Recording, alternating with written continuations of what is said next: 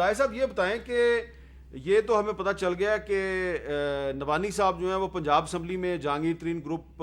کے پارلیمانی لیڈر ہیں. کیا یہ درست ہے کہ آپ کو قومی اسمبلی میں جہانگیر ترین گروپ کا پارلیمانی لیڈر بنایا گیا یا ابھی آپ نے کوئی فیصلہ نہیں کیا؟ حامد بھائی اس طرح ہوا ہے کہ پنجاب حکومت نے ہمارے جو ایم پی ایز تھے جو جہانگیر ترین گروپ میں تھے ان کے خلاف انتقامی کارروائیاں شروع کر دی تھی اور مختلف قسم کے ان پر مقدمات یا انتقامی ان کے افسران کو تبدیل یا افسران کو یہ کہنا کہ ان کو اگنور کریں اور ان کے فنڈز روکنا. تو اس وجہ سے رات کو جو میٹنگ ہوئی اس میں تمام ایم پی ایز نے بڑے زور سے اس بات کو کہا کہ جناب ہمارے خلاف کارروائیاں ہو رہی ہیں تو ہمیں ایک اب باقاعدہ گروپ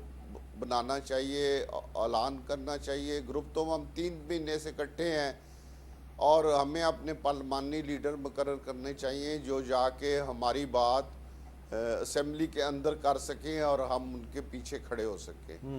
تو اس سلسلے میں پھر تمام ممبران کی مشاورت سے اور حلف بھی وہاں پہ ہوا اور حلف کے بعد یہ فیصلہ کیا گیا کہ سعید اکبر نوانی صاحب جو ہیں وہ پنجاب اسمبلی میں پارلیمانی لیڈر ہوں گے جہانگیر خان ترین گروپ کے.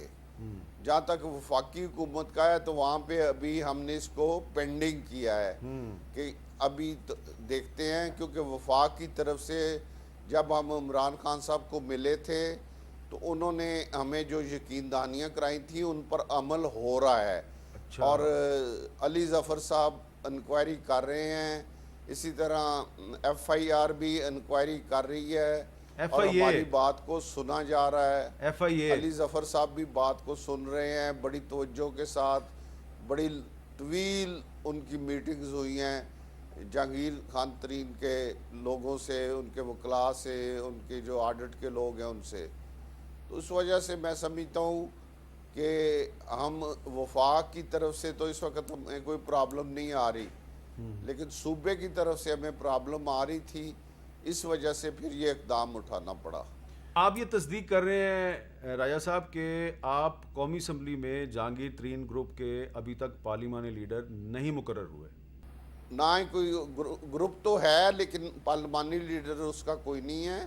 اور نہ ہمیں وہاں پہ ضرورت محسوس ہو رہی ہے, کیونکہ جب ہماری میٹنگ ہوئی تھی حامد بھائی تو اس میٹنگ میں ہمیں جو کہا گیا تھا اس پر عمل بھی ہو رہا ہے اور وفاق کی طرف سے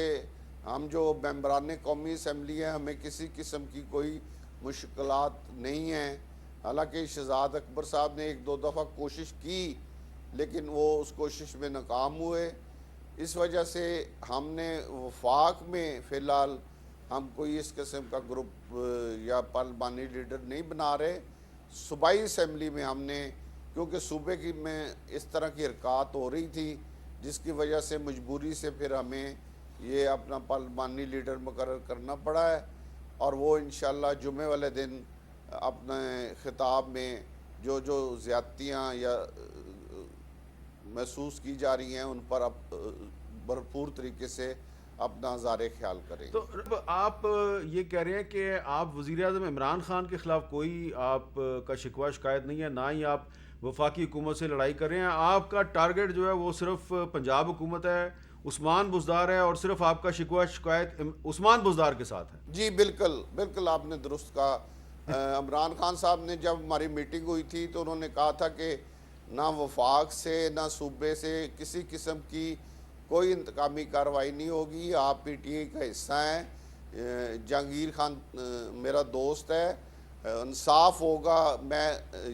انصاف ضرور ہوگا, کسی قسم کی کوئی رعایت نہیں دوں گا. ہم نے بارہا کہا کہ ہمیں رعایت نہیں چاہیے, ہمیں انصاف چاہیے, تو ہم اس پہ بڑے مطمئن ہیں. لیکن عمران خان صاحب کو یا کسی کے اشارے پر یہ کام جو ہے پچھلے 1 ہفتے سے شروع کیا گیا پنجاب کے اندر,